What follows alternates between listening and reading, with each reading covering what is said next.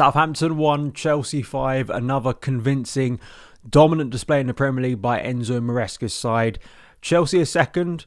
I think some of us may be starting to get a bit of a nosebleed, given we're that high in the table. But another brilliant evening, quite chaotic, as we'll get into. A little bit of a silly game, which didn't really surprise me given the opponent Chelsea were up against.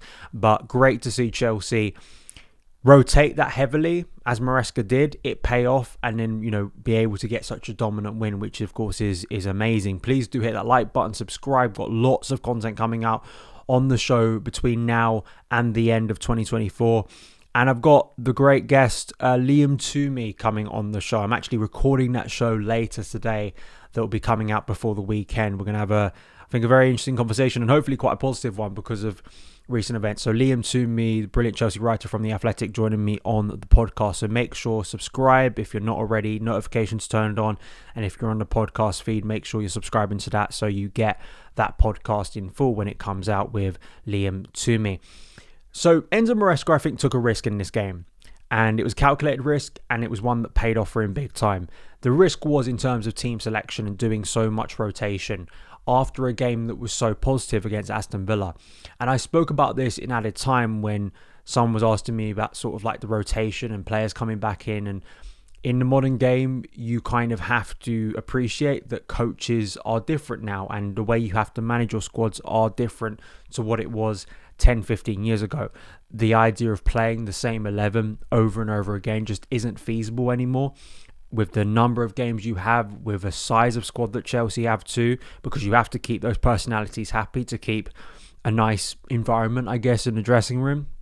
So the number of changes were even staggering to me. I thought there'd be some rotation. I did not expect as many changes. Jorgensen starting his first Premier League game. The back four of Gusto, Disasi and Tosin coming in. Cucurella, the only surviving member of Sunday's defence. Fernandes and Caicedo starting again. That's kind of a first choice midfield. Madueke, Palmer and Felix did start against Leicester. So it's hard to say as you go further up the team to say that's not really a first team because they have played recently. And of course, Christopher Nkunku starting. But I think defensively, that was the risk. I did have concerns about that defence, even against Southampton. And unfortunately, early on in the game, when Southampton got level after we went ahead, you saw, I think, the flaws in that defence. Tosin, I thought, was really to blame for allowing Aribo such a clear run at the near post. And there were a few shaky moments, even, when Chelsea were dominant in the game and Jorgensen had to make some good saves. I think it was a decent game for Jorgensen again. However, the opponent was so poor, was so giving and humble and kind of willing to give Chelsea as much space, as much room, as much of an advantage as they could have, even with the game as it was when it kicked off. The fact that Southampton bottom of the league. I said this pre-game. I mean, I do think Southampton have to be one of the dumbest Premier League teams I've ever seen in my life. Like, I don't think I'm going overboard there. The fact that I could, in my preview, look at the number of times they give the ball away in such stupid areas. And I mean, this is one of the dumbest goals. I'm talking about the second goal, of course, but even for the first goal, I mean, Disasi, that is just awful defending at a set piece, and great to see Chelsea capitalising from a set piece because we actually haven't been that great attacking set pieces this season. And it's good to see Disasi, of course, coming in and getting that goal. But I mean, the second goal was just hilarious, really, how bad it was. But again, great to see how proactive Chelsea were, because you want those players to be proactive in that moment. Madueke laying it off to Nkunku. Then you get the red card from Jack Stevens, a brilliant finish from Noni Madueke. Madueke maybe doesn't like Southampton, and that's why he stepped up and scored. Chelsea could have had a bundle of goals in the second half. I mean, I just look at the shots, 26 shots in total for Chelsea compared to 6 for Southampton, 13 shots on target for Chelsea. We had 12 big chances. That's at least what FootMob have it down as. I mean, the XG was over 5, so it was not a stretch to say Chelsea could have scored at least 8 goals in this game based on what I could see. So yeah, it was a mismatch, but Chelsea took full advantage, and the risk Maresca took paid off because Fofana getting injured, the risk of Nicholas Jackson getting a yellow and being suspended for Sunday, other players that are rested in this game. Good idea, I think, and it was the right time to do it. It was the right game he analysed. It was the time to do it.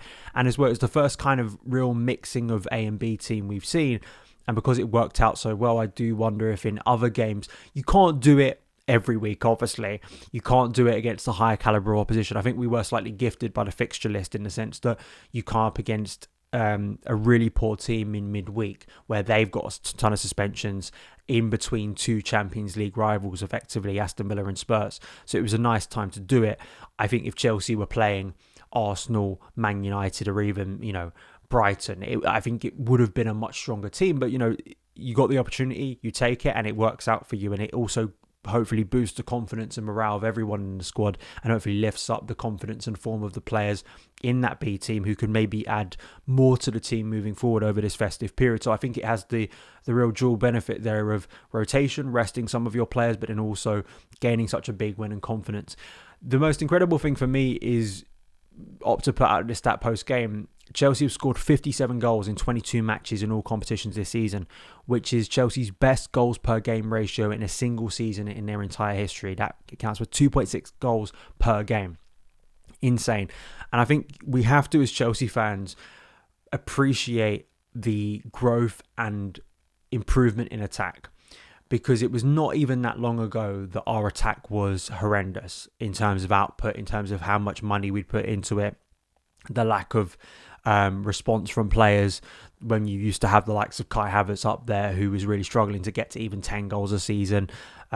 It's amazing how quickly that has shifted for a variety of reasons, but I love the fact that, Maresca has come in and only accelerated the attacking process that we saw last season under Pochettino, because the attack was better, objectively a lot better last year. I think mainly because of Cole Palmer and Nicholas Jackson, but you add on to that Christopher Nkunku, obviously, who hasn't been a main starter in the Premier League. This was only his second Premier League start of the season, but he scores again last night. Madueke, I think, has improved as a player. We've even seen Enzo Fernandez chipping in with goals recently, and I just feel all round, Chelsea's attack is just a higher caliber than it was a couple of years ago, and that's really good to see. And hopefully that productivity continues, because obviously it just helps us in games like this where we can comfortably breeze. Even when maybe defensively we're not the most sound, Chelsea are going to outscore teams when they're creating that number of opportunities. Massively helps, of course, by Southampton. And I feel that, for Chelsea and for Maresca, and just looking at this season, we're now up to second. You go into Sunday's game with a bundle of confidence.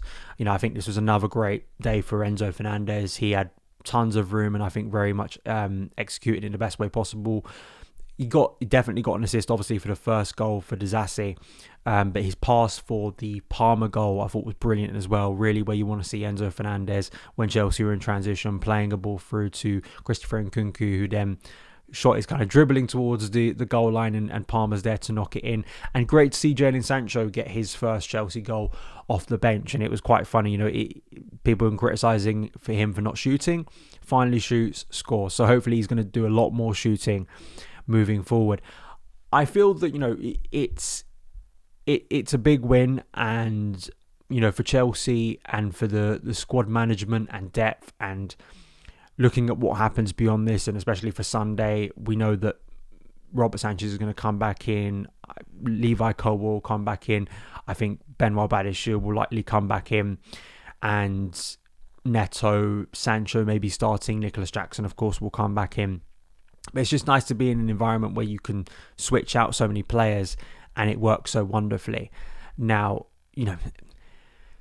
Southampton are just a really bad team, and I think that obviously it did have Conference League vibes about it, but it still is a Premier League game, and there have been recent times where Chelsea in previous years would have really struggled in this type of situation, or would have maybe floundered. I think it was good that Maresca pre-game was really stressing how important this game was, because he was probably telling his players, because he knew he was going to rotate, the levels have to still be there, because we can't drop off. We can't allow this good run of form to be squandered by a really poor performance, lax performance. And it's good to see that the squad, talk about squad depth, and we can debate how great the squad is.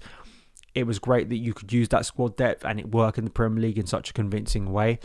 So Spurs obviously on Sunday is a step up. It's a massive step up. The intensity, the level, it's a very different game, and I think the approach has to be very different, and we will see, I think, a different lineup. However, the confidence is flowing at the moment. The goals are going in at a frequent rate, so we want that to continue.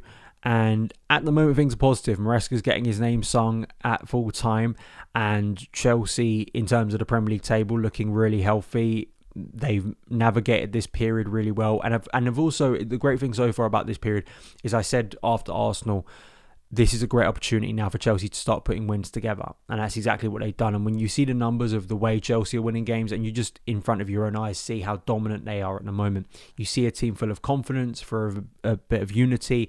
There will be setbacks, there always is every year. However, I think Maresca deserves a lot of credit for the way he's navigated this season so far, because of the mess of the summer. And I think the mood of the club, the way he's been able to transform it in a really short period of time, and what could still come this season is really exciting. So those are my thoughts.